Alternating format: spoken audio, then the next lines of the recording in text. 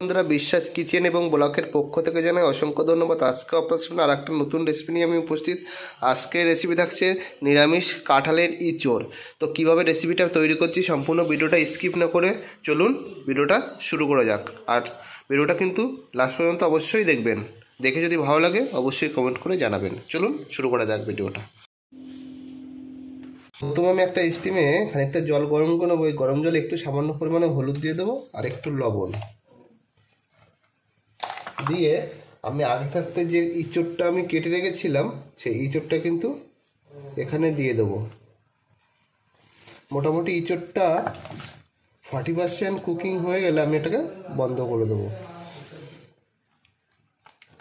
তাহলে এই ইঁচড়ের যে কষটা থাকে সেই কষটা কিন্তু আর থাকবে না, বেরিয়ে যাবে। আমি একটা চাকনির সাহায্যে ইঁচড়গুলো আর আলুগুলো কিন্তু আমি তুলে নেবো।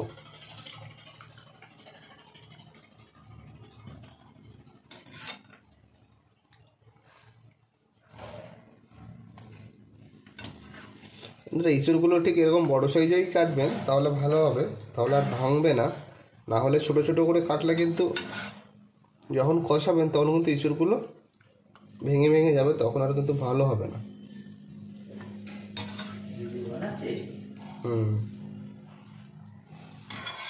এবার একটা স্টিম বসিয়ে দিয়েছি, স্টিম কিন্তু গরম হয়ে গেছে। এই গরম স্টিমে আমি একটু তেল দিয়ে দেবো। আমি কিন্তু এখানে সরিষার তেল ইউজ করছি, আপনারা চাইলে সাদা তেলও ইউজ করতে পারেন। তেলটা গরম হয়ে গেলে এই গরম তেলে আমি দিয়ে দেবো 3টে লবঙ্গ, 3টে এলাচ, একটু দারুচিনি আর 2টো তেজপাতা আর একটা শুকনো লঙ্কা। এরকম করে 1 থেকে 1.5 মিনিট মিডিয়াম ফ্লেমে একটু নাড়িয়ে চাড়িয়ে তারপর আমি এখানে 4টে মিডিয়াম সাইজের পেঁয়াজ কুচি করে নিয়েছি, সেই পেঁয়াজটা কিন্তু এখানে দিয়ে দেবো। দিয়ে আরও 5 থেকে 7 মিনিট মোটামুটি পেঁয়াজটা ভাজা করে নেবো, যতক্ষণ না পেঁয়াজের কালারটা চেঞ্জ হচ্ছে। পেঁয়াজ কিন্তু অনেকটাই ভাজা হয়ে গেছে। তো আমি এখানে এবার কি করব, লবণ দিয়ে দেবো। স্বাদ মতো লবণ আমি একবারেই দিয়ে দেবো। লবণটা দিলে কি হবে, পেঁয়াজটা আরও তাড়াতাড়ি কিন্তু গলে যাবে। তারপর আমি মোটামুটি এখানে একটু রসুন, আদা এবং গোলমরিচ, একটু কাঁচা লঙ্কা আমি পেস্ট করে নিয়েছিলাম আগে থেকে, সেই পেস্টটা কিন্তু আমি এবার দিয়ে দেবো।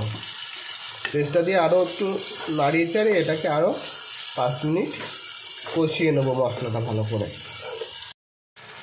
ঢাকনাটা খুলে বন্ধুরা দেখে নেবো পেঁয়াজটা কিন্তু আমার ভালোই কষানো হয়ে গেছে, তেলও কিন্তু ছেড়ে দিয়েছে।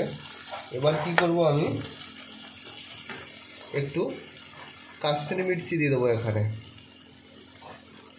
কাশ্মীরি মির্চিটা বন্ধুরা একটু বেশিই দেবো, 2 চামচ মতো দিয়েছি।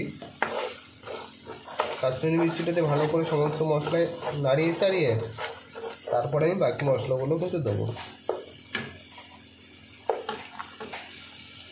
তাহলে কালারটা কিন্তু পারফেক্ট চলে আসে। এবারে স্বাদ মতো হলুদ, তারপরে যে যেমন ঝাল খাবে ঠিক সেরকম ঝাল মির্চি, একটু জিরিয়া পাউডার আর একটু ধনিয়া পাউডার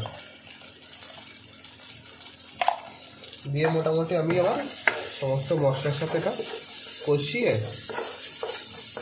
1 মিনিট মতো হালকা মিডিয়াম ফ্লেমে, একদম লো ফ্লেমে ঢাকা দিয়ে রাখবো মশলাটা। তাহলে কিন্তু আর এই মশলাটা পুড়বে না।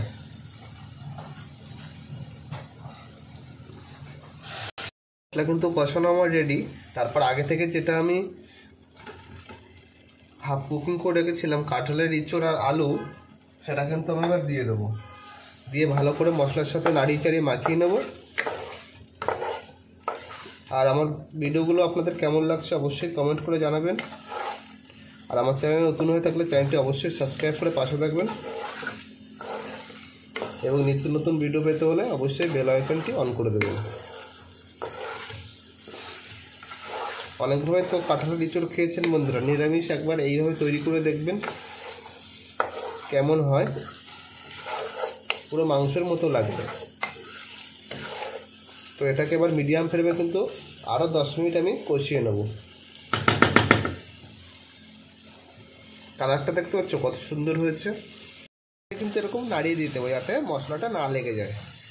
আবার নাড়িয়ে চাড়িয়ে আবার ঢাকা দিয়ে দিতে হবে, তাহলে কিন্তু সুন্দরভাবে কিন্তু ইঁচড়টা কষানো হবে।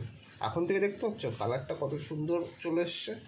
কষানো হয়ে গেলে তারপর আমি কি করব, একটা সাইডে কিন্তু আমি একটু গরম জল করে নিয়েছি একটা সসপ্যানে।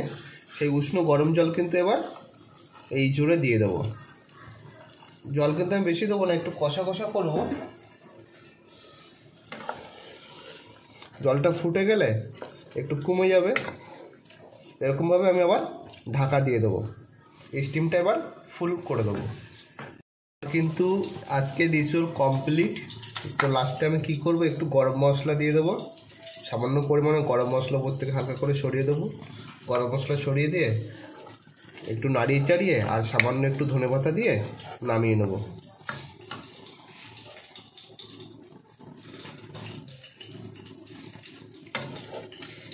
একদম এরকম মাখা মাখা যেরকম করেছি আমি, ঠিক এরকম মাখা মাখা করবেন, কষা কষা, খেতে সুস্বাদু হবে। আরও বন্ধুরা, এখানে যদি আপনারা চিংড়ি মাছ দিতে পারেন তাহলে তো খুবই ভালো হয়। যেহেতু আমি চিংড়ি মাছ দেইনি, নিরামিষ করেছি, চিংড়ি মাছ পাইনি বলে।